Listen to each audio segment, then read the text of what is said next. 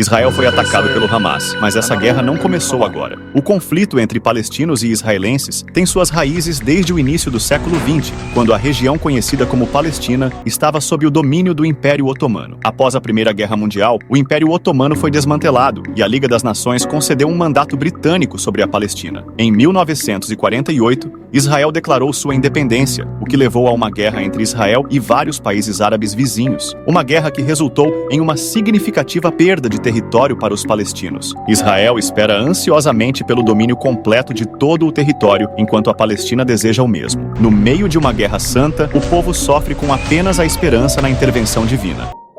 A tradição conta que o judaísmo surgiu no ano de 2000 a.C., e seu fundador foi Abraão, o primeiro patriarca do povo de Israel e também o primeiro judeu. Consta na Torá que Deus chamou Abraão e ordenou que este liderasse seu povo em direção a Canaã, a terra prometida, que atualmente é o território da Palestina. Se Abraão cumprisse sua promessa, Deus tornaria toda a sua descendência a grande nação na terra prometida. De acordo com as tradições judaicas, esta foi a primeira aliança feita entre Deus e o povo judeu. Anos mais tarde, a fome assolou o território de Canaã, levando os judeus para o Egito em busca de terras mais férteis, onde foram escravizados por mais de 400 anos. A volta a Canaã fez do povo judeu uma nação poderosa no Oriente Médio durante o reinado de seus primeiros reis, Saul, Davi e Salomão. Mas outras forças no Oriente, como os assírios e os babilônios, ganharam mais poder e acabaram ocupando o território, o que dá início à diáspora, que foi a dispersão do povo judeu para diversas outras nações. Em setembro de 2020, um acordo foi assinado entre Israel e os Emirados Árabes Unidos, um tratado de paz, oficialmente conhecido como Tratado de Paz Abraão. Hoje não há relação diplomática entre Israel e Palestina na prática. Os conflitos no Oriente Médio têm raízes profundas e envolvem questões territoriais, religiosas e políticas. Mas toda essa história começou lá atrás com o movimento sionista, no auge dos nacionalismos europeus do final do século XIX.